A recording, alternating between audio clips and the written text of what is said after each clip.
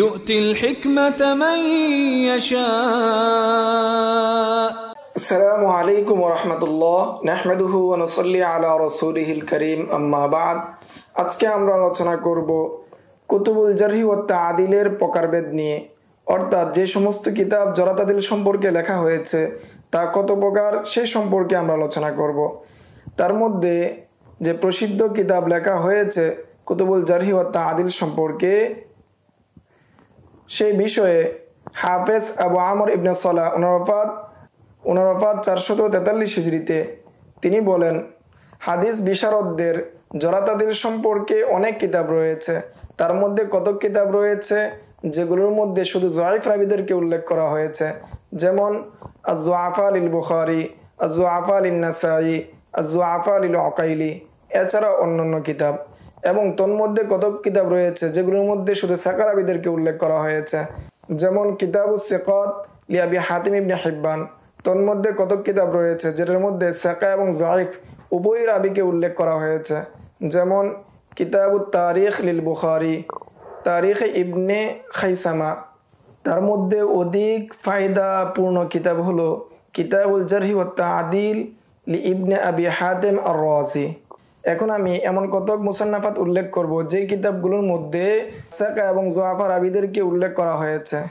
তোর মধ্যে একটি কিতাব হলো আত-তারিখ। এই কিতাবটি লিখেছেন মিশরের সেই সময়ের ইমাম লাইস ইবনে সাদ আল ফাহমি। ওনার ওফাত 175 হিজরিতে। এবং মাশরিকের ইমাম আবদুল্লাহ ইবনে মুবারক, ওনার ওফাত 141 হিজরিতে। তিনি একটি কিতাব লিখেছেন আত-তারিখ। সেটার মধ্যে তিনি সাকা এবং যঈফ রাবীকে সন্নিবেশিত করেছেন। এমনিভাবে ওয়ালিদ ইবনে মুসলিম তিনি তার কিতাব আত-তারিখের মধ্যে সাকা এবং যঈফ রাবীদেরকে একত্রে উল্লেখ করেছেন। দমরতা ইবনে রবিআ তিনি তার কিতাব আত-তারিখের মধ্যে অনুরূপ করেছেন। ওনার ওফাত 202 হিজরিতে। আবু নুআইম ফদল বিন দুকাইন ওনার ওফাত 218 হিজরিতে। তিনিও তার কিতাব আত-তারিখের মধ্যে অনুরূপ করেছেন, অর্থাৎ সাকা এবং যঈফ রাবীদেরকে একত্রে উল্লেখ করেছেন। এরপর আমি আমার নিকট প্রকাশিত হয়েছে বা আমি যতটুকু জেনেছি সেই জানার মধ্য থেকে যে সমস্ত কিতাব শুধু যঈফ রাবীদেরকে নিয়ে লেখা হয়েছে সেই সমস্ত কিতাবগুলোকে উল্লেখ করব। এর মধ্যে হলো আয-যুআফা লিল ইমাম আন-নাকিদ ইয়াহইয়া ইবনে সাঈদ আল-কাত্তান, ওনার ওফাত 198 হিজরিতে। এরপরে এই বিষয়ে কিতাব লিখেছেন ইমামুল জারহি ওয়া তা'দীল আবু জাকারিয়া ইয়াহইয়া ইবনে মুঈন, ওনার ওফাত 233 হিজরিতে। তিনি কিতাব লিখেছেন আয-যুআফা। এরপর আমি উল্লেখ করব ওই সমস্ত কিতাব যে সমস্ত কিতাবের মধ্যে শুধু সাকা রাবীদেরকে উল্লেখ করেছেন, যে সমস্ত কিতাবের মধ্যে শুধু সাকা রাবীদেরকে উল্লেখ করা হয়েছে। প্রথমে এই সম্পর্কে যিনি কিতাব লিখেছেন তিনি হলেন ইমাম আলী ইবনুল মাদানী, ওনার ওফাত 234 হিজরিতে।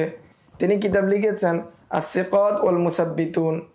এবং সাকা এবং যঈফ রাবীদেরকে একসাথে উল্লেখ করা হয়েছে যে সমস্ত কিতাবের মধ্যে সাকা এবং যঈফ রাবীদেরকে একসাথে উল্লেখ করা হয়েছে যে সমস্ত কিতাবের মধ্যে, তন্মধ্যে প্রসিদ্ধ কিতাব হলো নাম্বার 1 আত-তাবাকাতুল কুবরা।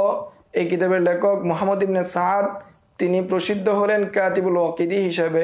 ওনার ওফাত 230 হিজরিতে কিতাবটি মুদ্রিত।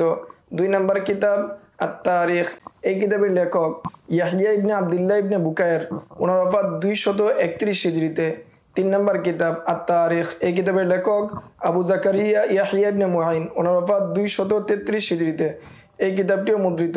4 নম্বর আত-তারিখ। এই কিতাবের লেখক আবু বকর আবদুল্লাহ ইবনে মুহাম্মদ ইবনে আবি শাইবা, ওনার ওফাত 235 হিজরিতে।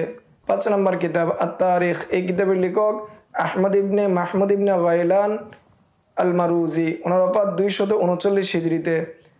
6 নম্বর আত-তারিখ। এই কিতাবের লেখক খলিফা ইবনে খাইয়াত, ওনার ওফাত 240 হিজরিতে। এটাও মুদ্রিত। 7 নম্বর কিতাব আল ইলাল ওয়া মারিফাতুর রিজাল। এই কিতাবের লেখক আবু আবদুল্লাহ আহমদ ইবনে হাম্বল, ওনার ওফাত 241 হিজরিতে। আর এটাকে বর্ণনা করেছেন তার ছেলে আবদুল্লাহ, এবং এই কিতাবটি মুদ্রিত। 8 নম্বর ইলালুল হাদিস ও মারিফাতুশ শুয়ুখ। এই কিতাবের লেখক আবু জাফর মুহাম্মদ ইবনে আবদুল্লাহ ইবনে আম্মার আল মুসিলি, ওনার ওফাত 242 হিজরিতে।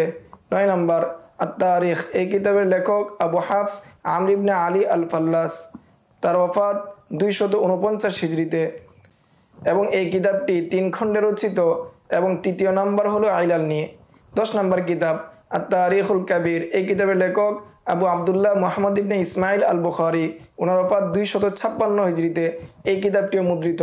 11 নম্বর কিতাব আত-তারিখ এই কিতাবের লেখক মুফাদ্দল ইবনে গাসসান আল গল্লাবি।